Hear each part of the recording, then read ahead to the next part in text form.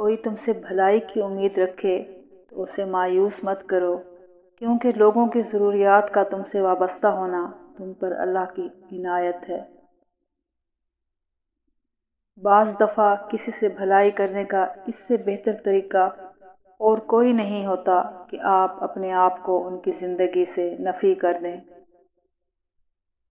حساس لوگ بہترین لوگ ہیں، دوسروں کے لیے، اپنے لیے نہیں۔ جو راستہ انسان ترک کر دیتا ہے اللہ تعالیٰ اس کو اس کے باعث رسوا نہیں کیا کرتا۔ اپنے حصے کا کام کیے بغیر دعا پر بھروسہ کرنا حماقت ہے، اور اپنی محنت پر بھروسہ کر کے دعا سے گریز کرنا تکبر۔ دنیا میں جتنی لعنتیں ہیں بھوک ان کی ماں ہے۔ اس سے زیادہ تکلیف دہ کچھ نہیں ہو سکتا کہ آپ کی عمر آپ کی آنکھوں کے سامنے گزرتی جائے اور آپ اپنی مرضی سے نہ جی سکیں۔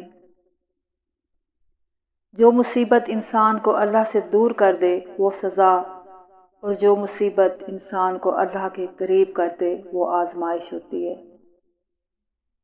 اس سماج میں جو آدمی برا نہیں ہے وہ بیوقوف ہے۔ خوش ہونا ہے تو تعریف سنیے، اور بہتر ہونا ہے تو تنقید سنیے۔ شیخ عبد القادر جیلانی رحمۃ اللہ علیہ فرماتے ہیں، تو اللہ کی راہ میں مستحق کو بھی دے اور اسے بھی دے جو مستحق نہیں، اللہ تجھے وہ دے گا جس کا تو مستحق ہے، اور وہ بھی دے گا جس کا تو مستحق نہیں۔ انسان جب مان لے کہ وہ غلط تھا تو وہ صحیح ہونے لگتا ہے۔ عطا کرنے کے طریقے مختلف ہو سکتے ہیں، لیکن میرا رب دعائیں رد نہیں کرتا۔ اکثر کہتے ہیں ایک ذرا سی بات پہ تعلق ٹوٹ گیا، اس ذرا سی بات کے پیچھے بہت سی بڑی باتیں ہوتی ہیں۔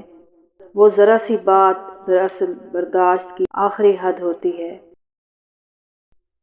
دعا کی قبولیت آواز کی بلندی نہیں بلکہ دل کی تڑپ کا تقاضا کرتی ہے، کیونکہ دعا صرف الفاظ کا مجموعہ نہیں، روح کی طلب اور کیفیت کا نام ہے۔ سوچ کا اظہار کرنا آپ کا حق ہے، مگر اپنی سوچ کو دوسروں پر مسلط کرنا زیادتی ہے۔ بہادر آدمی وہ نہیں جس کو کوئی خوف نہیں، بلکہ وہ ہے جو اپنے خوف پر فتح حاصل کر لیتا ہے۔ جس نے سکھ میں شکر ادا کیا اس نے دکھ میں رب کو بہت قریب پایا۔ کوئی سفر بھی لا حاصل نہیں ہوتا، منزل نہ بھی ملے تو راستے بہت کچھ سکھا دیتے ہیں۔ جھوٹا آدمی اگر سچ بھی بولے تو وہ سچ بے اثر ہو جائے گا۔